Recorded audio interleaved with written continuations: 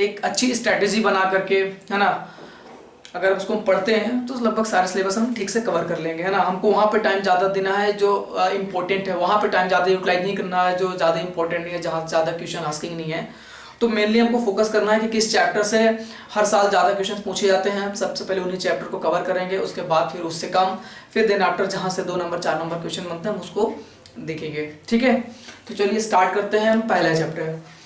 पहला चैप्टर की अगर बात करें तो फिजिक्स से जो हमारा पहला चैप्टर हमारा क्या इलेक्ट्रोस्टैटिक्स है ना, इलेक्ट्रोस्टैटिक है। सेकंड ईयर हमारा मेजर पोर्शन क्या है, मैग्नेटोस्टैटिक्स या मैग्नेटिज्म जिसे बात करते हैं। तो बेटा आप लोगों को बता दें केवल इलेक्ट्रोस्टैटिक्स आपकी पूरी 16 नंबर के कवर करती है, ठीक है, जिसमें हम लोग पढ़ते हैं coulombs, electric field, electric potential, electric dipole, है ना, electric field and potential due to dipole. फिर सबसे मोस्ट इंपॉर्टेंट आ जाता है गॉस लॉ, है ना, गॉस लॉ। फिर गॉस का एप्लीकेशन जो आता है इलेक्ट्रिक फील्ड निकलवाता है ना कुछ सिमेट्रिक बॉडीज से, जैसे स्फेरिकल सेल हो गया है, सॉलिड स्फीयर हो गया है, और line charge, linear charge density है, ये सब, और इससे रिलेटेड कुछ क्वेश्चंस। तो ये एक इस यूनिट के एक इम्पोर्टेंट है, तो इसको मेनली हम लोग फटाफट कवर कर लेते हैं, जो जो डेरिवेशन है इस चैप्टर्स के, इस यूनिट के इलेक्ट्रोस्टैटिक्स के, और फिर उससे रिलेटेड क्वेश्चन, ठीक है। तो चलिए देखते हैं पहला चैप्टर जैसे हमारा क्या इलेक्ट्रोस्टैटिक्स है ना, इलेक्ट्रोस्टैटिक्स। अब इसमें हम थोड़ा बहुत बात करेंगे कि इलेक्ट्रोस्टैटिक्स में चार्ज की बात करते हैं, वो भी मेनली चार्ज की बात क्या होती है एट रेस्ट पे, ठीक है।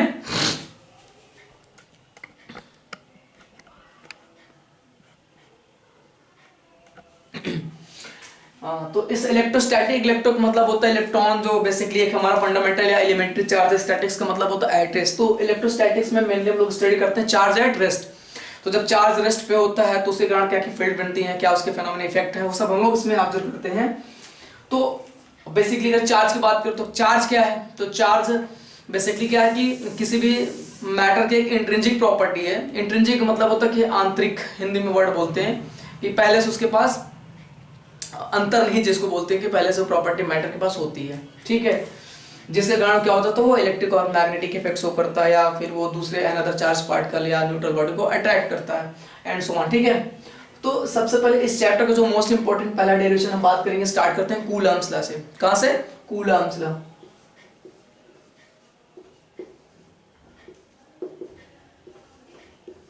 कूलम्ब्स लॉ, ठीक है, इंपॉर्टेंट है, पूछ भी सकता है, डायरेक्ट कूलम्ब्स लॉ पूछ लेगा, नहीं पूछेगा तो यार इसका फार्मूला बहुत यूज होगा, वो तो यूज होता रहेगा फ्रीक्वेंटली, ठीक है। इससे न्यूमेरिकल भी आने तय होते हैं, ठीक है, कैसे भी करके एक न्यूमेरिकल जरूर इससे पूछता है, ठीक है। तो जैसे कूलम्ब्स लॉ इन्होंने क्या बताया था, ये एप्लीकेबल होता है फॉर पॉइंट चार्ज ओनली, है ना। तो यहाँ पे क्या applicable for only point charges only, applicable for point charges, ठीक है ना, पॉइंट चार्जेस ओनली। और इसकी जो रेंज होती है लगभग 10 टू द पावर -15, है ना, 10 to the power -11, 10 to the power -15 इस ऑर्डर की होती है। तो अगर हम बात करें कूलम्ब्स लॉ का जो स्टेटमेंट है ना, स्टेटमेंट क्या है, स्टेटमेंट की अगर हम बात करते हैं तो इन्होंने क्या बताया था कि अगर कहीं पे स्पेस में 2 पॉइंट चार्जेस, मान लेते हैं मैं Q1 and another charge Q2, ये 2 पॉइंट चार्जेस हैं, ये एक दूसरे से r डिस्टेंस से क्या है, सेपरेटेड आउट है। इन दोनों के बीच के जो सेपरेशन हो क्या है, r है, ठीक है। तो इन दोनों के बीच फोर्स ऑफ अट्रैक्शन लगेगा या फिर फोर्स ऑफ रिपल्सन। और ये आपको पता है कि फोर्स ऑफ अट्रैक्शन कब लगता है, जब दोनों चार्ज सेम नेचर के होंगे, तो उनके बीच जो फोर्स होगा वो रिपल्सिव फोर्स होगा। और when the both charges are opposite then force will be attractive. तो यहाँ पे स्टेटमेंट क्या है, उन्होंने क्या बताया कि F जो इन दोनों के बीच फोर्स लग रहा होगा, मींस फोर्स 1 2 पे जो लगाएगा उसको बोलेंगे क्या, ये F12, और दूसरा क्या लिखेंगे F21। F21 का मतलब होता है force exerted by Q1 on 2, and F12 का मतलब होता है force exerted by Q2 on 1। तो ये जो फोर्स होता है ये डायरेक्टली प्रोपोर्शनल होता है प्रोडक्ट ऑफ चार्जेस। मतलब ये दो जो चार्ज है, पॉइंट चार्ज है, इनके जो मैग्नीट्यूड है, इन दोनों के प्रोडक्ट डायरेक्टली प्रोपोर्शनल होता है फोर्स। मतलब अगर चार्जेस जितने ज्यादा हो जाए, चार्ज का अमाउंट जितना ज्यादा होता जाएगा, इन दोनों के बीच लगने वाला जो फोर्स है वो इंक्रीज करेगा। और सेकेंडरी क्या है कि इन दोनों के बीच जो सेपरेशन है r है ना, डिस्टेंस इनके बीच r, इससे क्या होता है, स्क्वायर के इनवर्सली प्रोपोर्शनल होता है। क्या होता है, दोनों को इनवर्सली स्क्वायर के प्रोपोर्शनल होता है। अगर दोनों को हम मिला देते हैं तो ये आ जाता हमारे पास क्या आ जाएगा Q1 Q2 है ना upon R square, Q1 Q2 upon R square.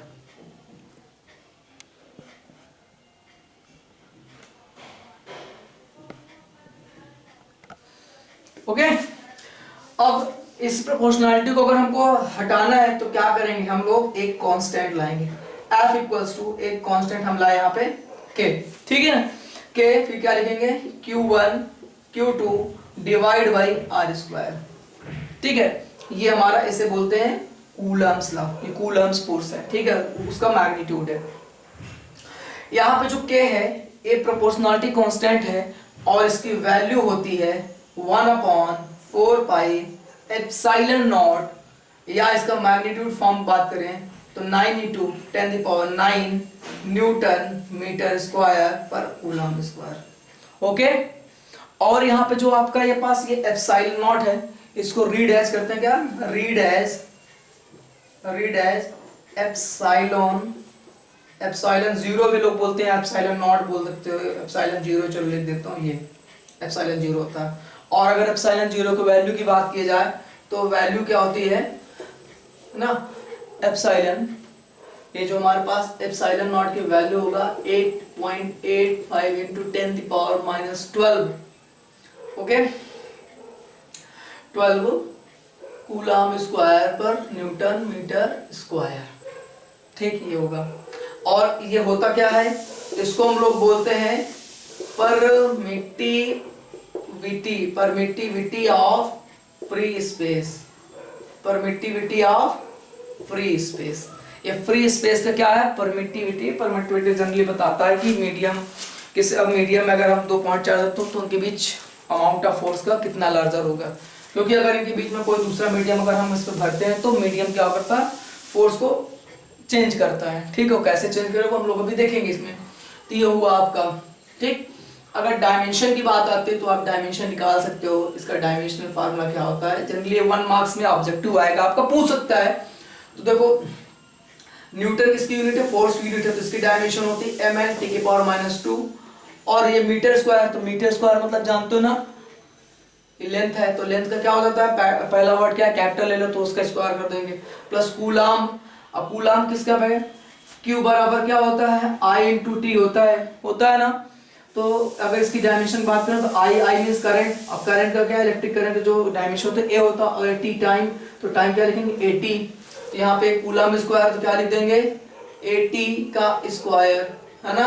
अब आप इसको सिंप्लीफाई कर सकते हैं, भाई देखो ये m ऊपर जाएगा तो क्या जाएगा m⁻⁻1, l की पावर यहाँ पे 2 है और यहाँ पे एक पावर ये 1 है, कितना हो जाएगा नीचे l⁻3, और ये जब ऊपर जाएगा तो ये हो जाएगा l⁻3। अब ये t की पावर -2 है और ये ऊपर जाएगा तो t की पावर +2 बनेगा, ऑलरेडी यहाँ t की पावर 2 है तो कितना हो जाएगा t की power 4। This will be the dimension of epsilon not, ठीक। ये एक नंबर में पूछ सकता है। और ये कूलम्स लॉ है, कूलम्स लॉ के मैथमेटिकल आपका डेरिवेशन है। अगर आपको स्टेटमेंट लिखना है तो आप लिख सकते हो, है ना। स्टेटमेंट क्या लिखोगे, a 2 point charges Q1 and Q2 are separated by small distance, है ना, R, then the force of attractive or repulsive will be directly proportional to the product of their charges, है ना, magnitude of charge, and inversely proportional to the square of separation between them। उसके बाद that is करके आप लिख के derive कर सकते हो, ये सब बातें बता सकते हो, ठीक है ना। तो चलिए इसको आप नोट कर लीजिए।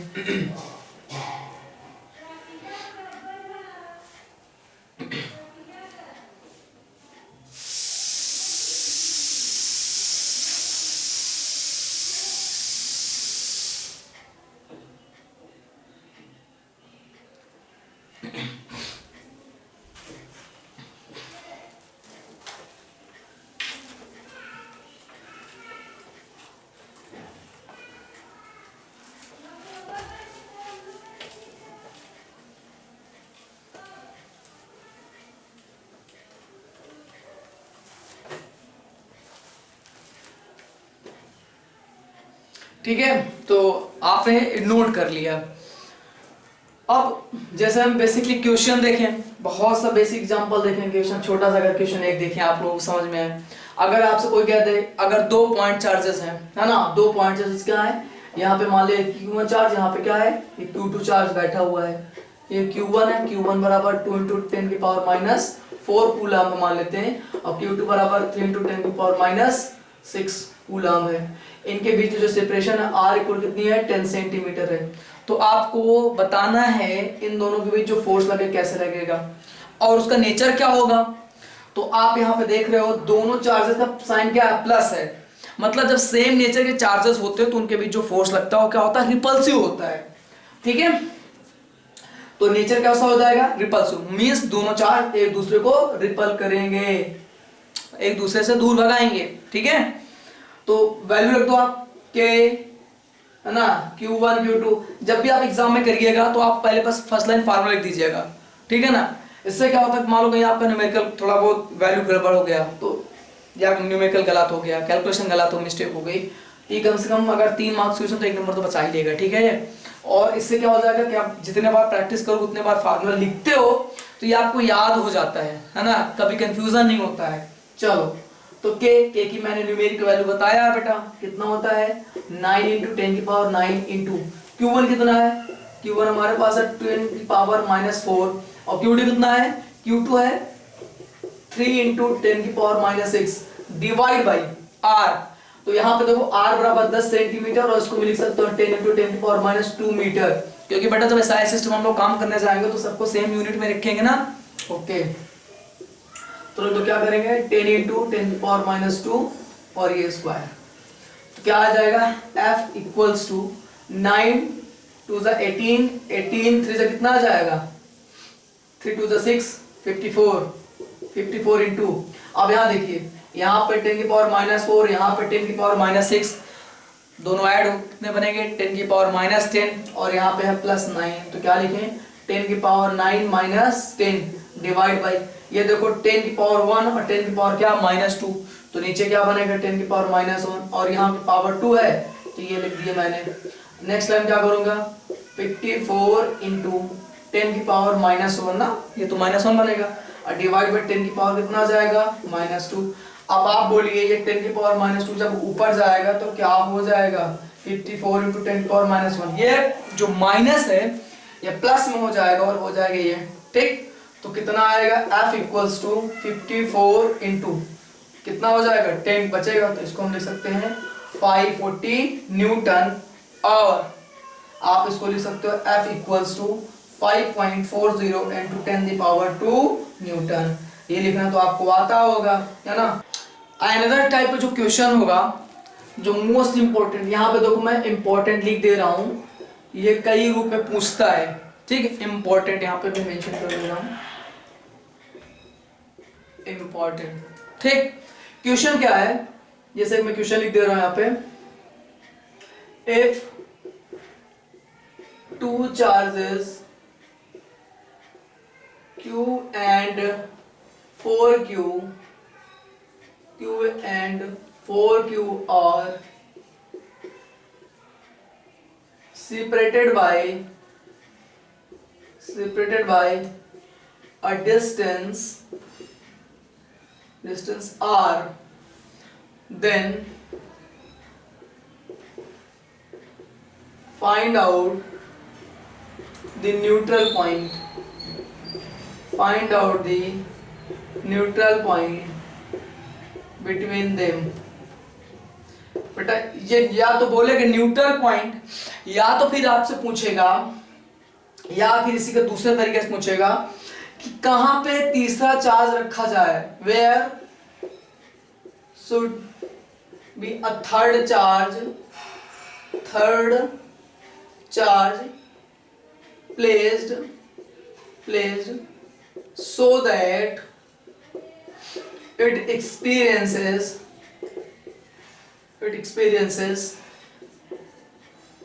no force, मतलब वो कोई फोर्स को एक्सपीरियंस ही नहीं करेगा। न्यूट्रल पॉइंट मतलब क्या है कि Q1 और Q2 जो फोर्स उस पर लगाएंगे वो दोनों इक्वल और अपोजिट डायरेक्शन में लगाएंगे, मतलब एक दूसरे के इफेक्ट को क्या कर देंगे, कैंसिल आउट कर देंगे। इस सिचुएशन में क्या हो जाएगा, उस थर्ड चार्ज पे कोई फोर्स नहीं लगेगा।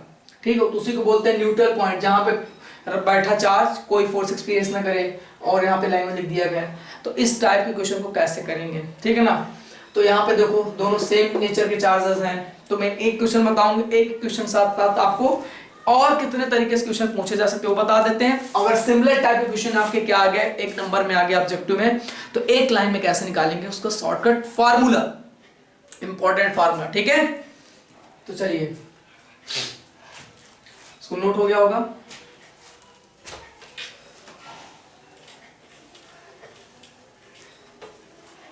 तो क्या था हमारा क्वेश्चन हमारे पास जो था, एक ये चार्ज हमारे पास क्या है, Q1 है ना, और दूसरा हमारे पास जो है क्या है, Q2 है। क्या है ये, आप अपन लोगों का क्या Q1 है, अब Q1 बराबर क्या दे रखा है, Q। दूसरा क्या है अपन लोगों का Q2, और चार्ज का अमाउंट कितना है 4Q, मतलब पहले वाले का कितना है 4 टाइम्स है, ठीक। दोनों बीच की जो सेपरेशन है R है, और अपन लोगों को क्या निकालना है, न्यूट्रल पॉइंट। न्यूट्रल पॉइंट मतलब एक ऐसा पॉइंट इन दोनों बीच में जहां पे कोई चार्ज, वो चार्ज कोई फोर्स एक्सपीरियंस ना करे। तो मान लेते हैं ये है पोजीशन, इसका पॉइंट हम मान लेते हैं P, और छोटे वाले से किधर है, x डिस्टेंस पे है। अगर इससे x डिस्टेंस पे है तो यहां से कितना डिस्टेंस पे होगा, r माइनस एक्स। क्यों, क्योंकि पूरी डिस्टेंस तो क्या है, मान लेते हैं a और b है, a b की भी डिस्टेंस तो कितनी है, ये तो r ही है ना, ठीक। अब देखो क्या है, अकॉर्डिंग टू क्वेश्चन ये कोई फोर्स एक्सपीरियंस नहीं कर रहा, तो ध्यान से देखना, ये Q चार्ज जो है इसको क्या करेगा, इधर रिपेल करेगा, है ना। और यहाँ पे रिपेल ही क्यों करेगा, आप क्वेश्चनों से अट्रैक्ट भी कर सकता है, तो ठीक है, यहाँ पे चार्ज बताया नहीं किस नेचर का है ना। अगर मान लो नेगेटिव हो तो Q1 अपनी तरफ खींचता और Q2 अपनी तरफ खींचता, तब भी अपोजिट होता, न्यूट्रल होते हैं। और अगर पॉजिटिव है तो Q1 को क्या करेगा, इधर क्या करेगा, रिपेल करेगा, ये इसको इधर रिपेल करेगा, तब भी क्या हो जाएगा, इस पे फोर्स अपोजिट लग रहा है। और नल पॉइंट तभी बनेगा, फोर्स जीरो तभी लगेगा जब दोनों 4Q और Q मिल करके इक्वल फोर्स लगाओ भी अपोजिट डायरेक्शन में। तो इसका मतलब क्या करेंगे, मान लेते हैं A वाला P पे जो लगा रहा है इसको लिख देते हैं force on P due to A, और B वाला जो P पे लगा रहा है इसको लिख देते हैं force on P due to B। और फॉर नल पॉइंट के लिए, है ना, फॉर नल पॉइंट लिया, जीरो फोर्स एक्सपीरियंस के लिए हम क्या करेंगे कि force on P exerted by A equal to हो जाएगा मैग्नीट्यूड ऑफ फोर्स, है ना, on P due to B, ठीक। तो अब A B पे कितना लगा रहा बेटा, लगा दो।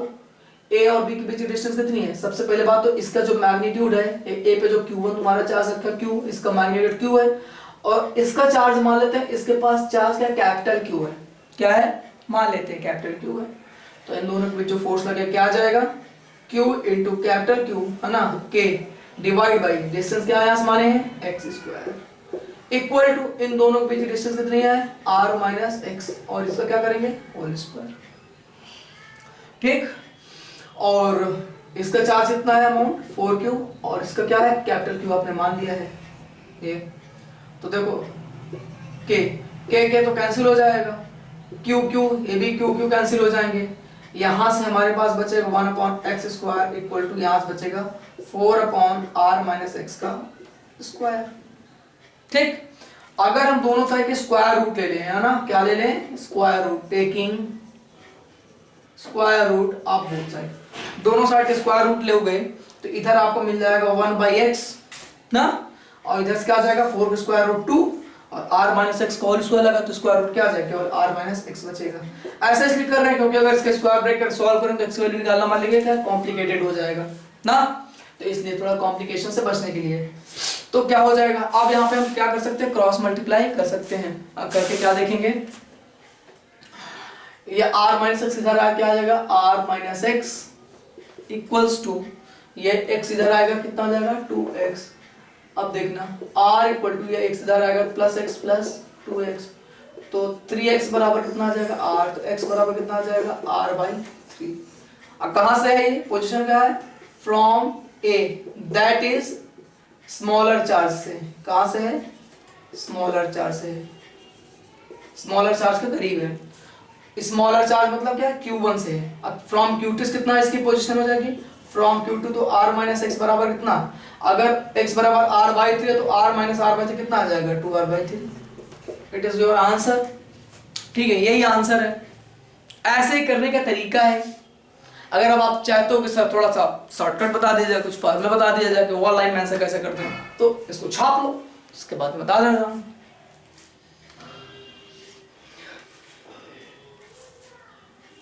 चलो, आई होप छाप लिए होंगे, वीडियो को स्टॉप करके आपने, तो देखो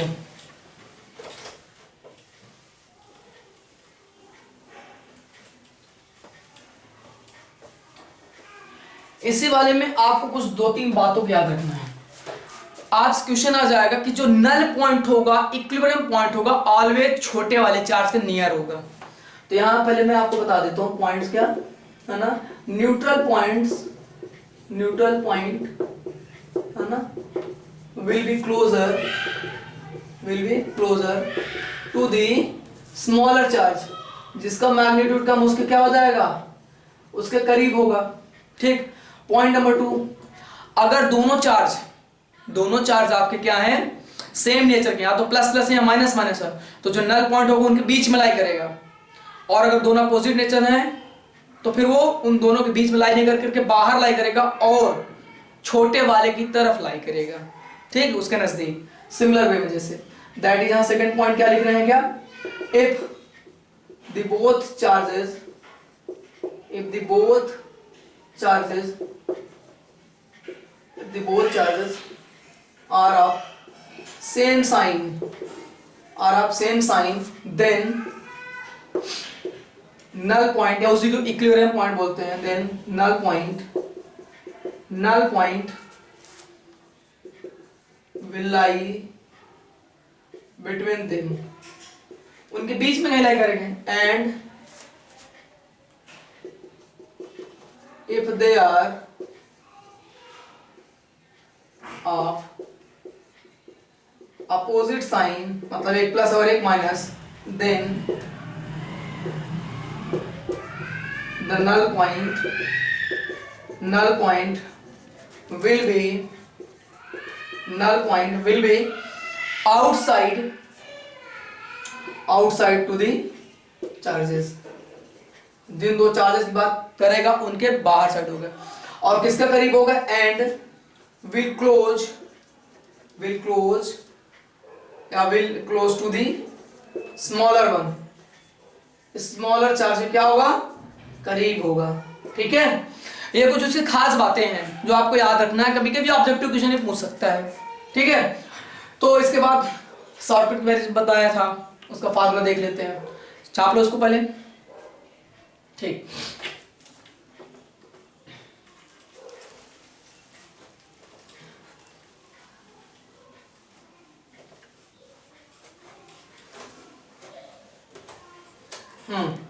अब जैसे क्वेश्चन की बात करते हैं। क्वेश्चन हमारा क्या था, यहाँ पे था Q1 बराबर क्या था, Q2 सॉरी Q, और जो यहाँ पे Q2 बराबर क्या था, 4 टाइम्स ऑफ Q। ठीक है, और इनके बीच डिस्टेंस क्या थी, R। दोनों चार्ज अगर सेम नेचर के हैं, है ना, if Q1 and Q2 are of same sign,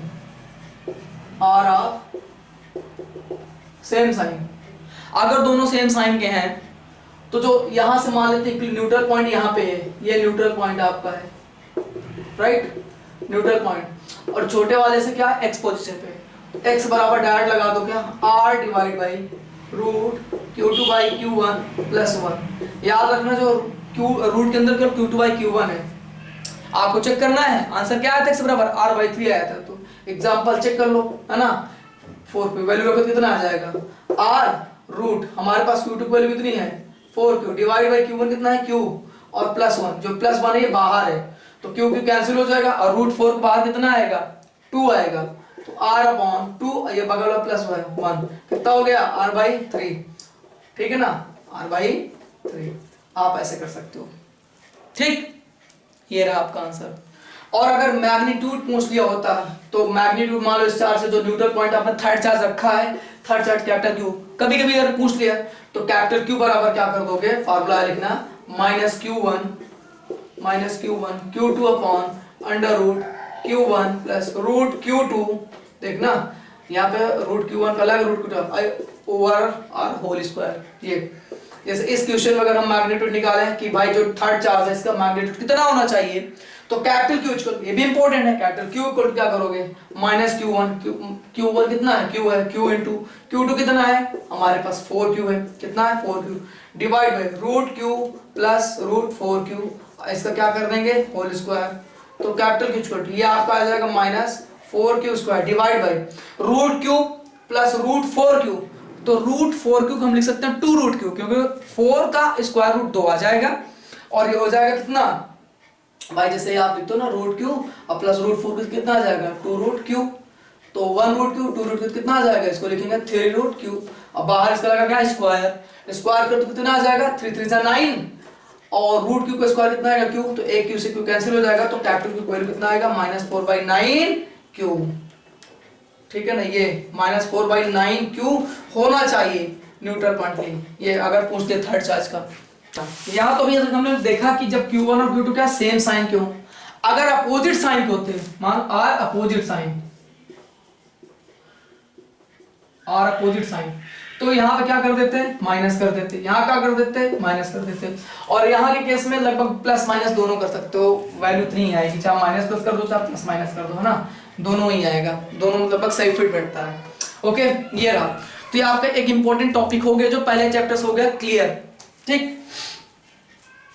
और कभी कभी डेरिवेशन है पूछ लेता है कि आप बताइए Coulomb's law in vector form, और या उनके बीच जब कोई दो चार्जेस के बीच कोई मीडियम रख देता, if any medium is present, चलिए उसको देखते हैं।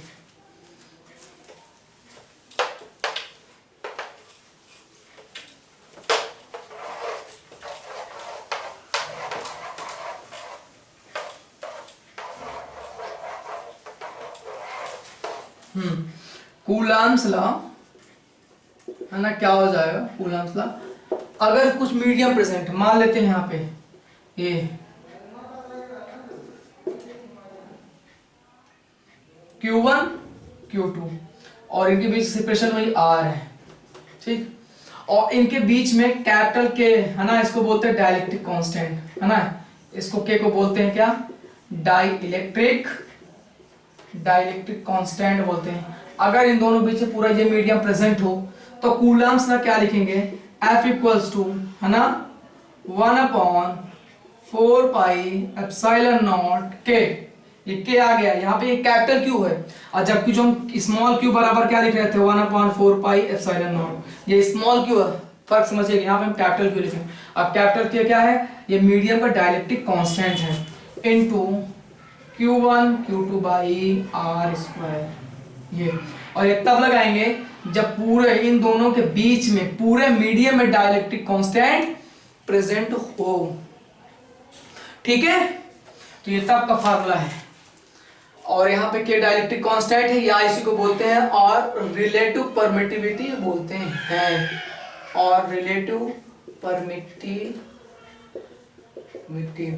जैसे, ठीक है ना, relative permittivity epsilon R equal to होता है एप्सिलॉन अपॉन एप्सिलॉन नॉट, ठीक है, यही होता है किसके K के बराबर होता है।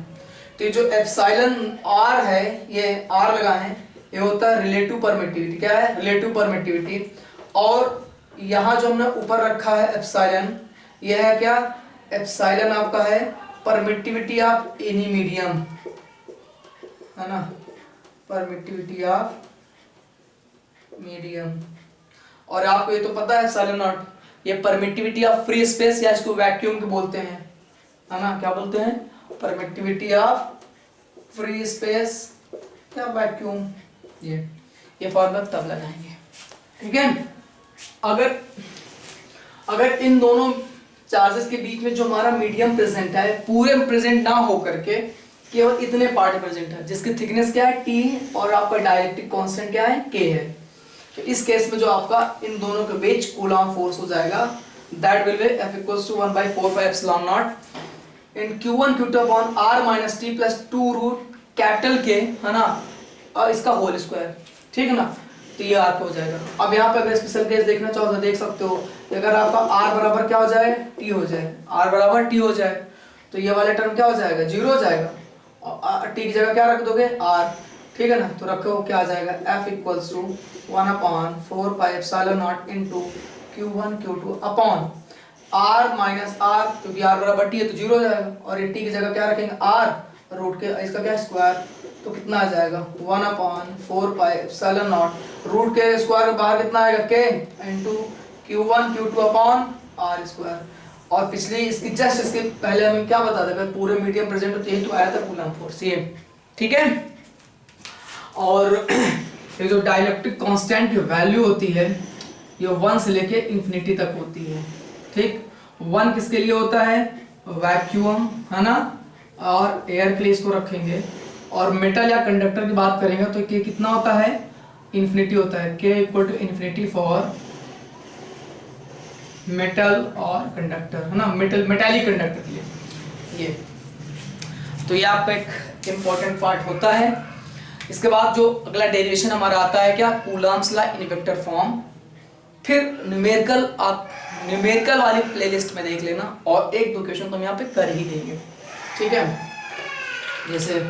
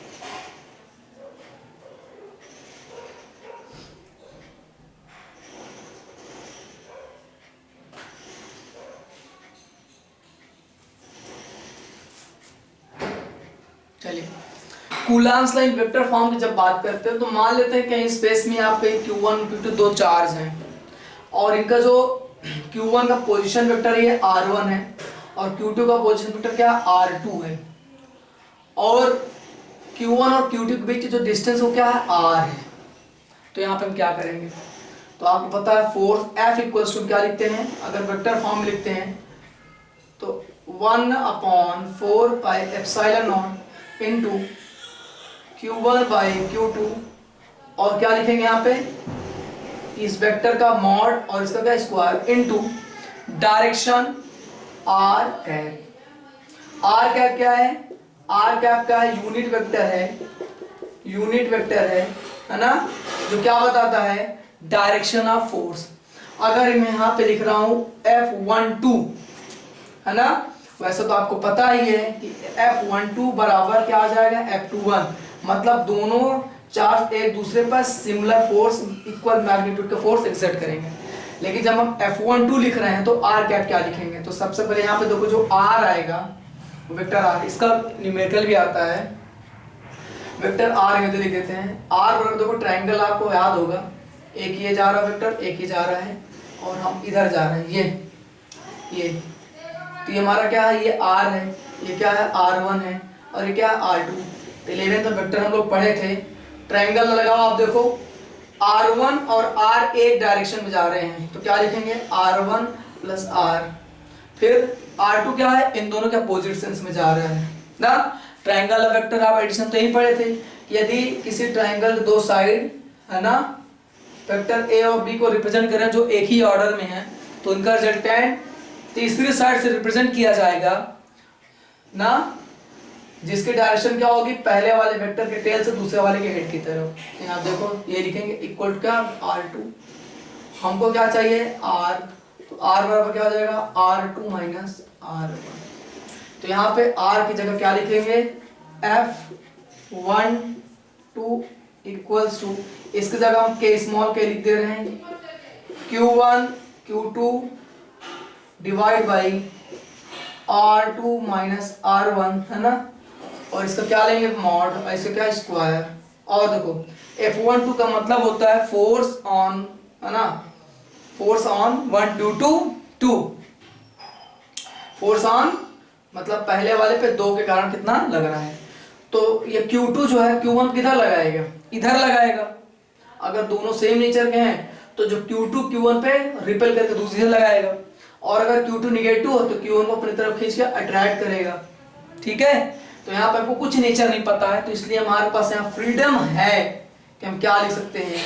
अगर मान लो Q2 नेगेटिव है तो हम क्या लिखेंगे, ऐसे तो कुछ डायरेक्शन में इधर बना रखा है कि जो Q2 है Q1 को अपनी तरफ खींच रहा है, तो क्या लिख देंगे यहाँ पे हम लिख सकते हैं, और डायरेक्शन क्या 1 से 2 की तरफ है, 1 2 2, और ये लिख देंगे R12 कैप। ठीक है ना, तो R12 कैप का मतलब यही होता है ना, कि vector R12 upon mod of R12। R12 मतलब वही लिखोगे R1 minus R2 divide by mod R1 minus R2। ठीक है, और ये R1 माइनस R2 यहाँ पे हम बताएं, यहाँ पे R2 माइनस R1 बताएं, तो ये डिपेंड करेगा कि आप फोर्स, ये जो चार्ज है इनका नेचर क्या है। भाई देख लो, अगर Q2 नेगेटिव हो तो खींचेगा अपनी तरफ, अटैक करेगा, अगर अपोजिट होगा तो क्या, सॉरी सिमिलर होगा तो क्या करेगा, रिपेल करेगा। ठीक है, तो ये रहा। तो कूलम्ब्स फोर्स यहाँ पे होता है खत्म, इसके डेरिवेशन कंप्लीट क्लियर होते हैं। अब चलिए ठीक है, तो इस वीडियो में यहीं तक, और इस कूलम्ब्स लॉ से रिलेटेड जितने भी क्वेश्चंस अभी तक पूछे गए हैं, प्रीवियस ईयर क्वेश्चंस पूछे गए हैं या कितने कैसे क्वेश्चन पूछे जा सकते हैं, वो सब हम नेक्स्ट पार्ट में देखेंगे। और जो नेक्स्ट वीडियो हमारी आएगी वो कल हम अपने प्लेलिस्ट के न्यूमेरिकल सीरीज वाले में सेक्शन में डाल देंगे, तो आप वहां जाकर के देख सकते हैं। और अगर अभी तक आप लोगों ने चैनल सब्सक्राइब नहीं किया, देन प्लीज सब्सक्राइब कर सकते हैं, और वीडियो को लाइक एंड शेयर जरूर करिए। चलिए मिलते हैं नेक्स्ट वीडियो में, और हाँ, चैनल को सब्सक्राइब करना मत भूलिएगा, ताकि हमारी वीडियो की अगला नोटिफिकेशन आप तक आसानी से पहुंच जाए। Okay, thank you.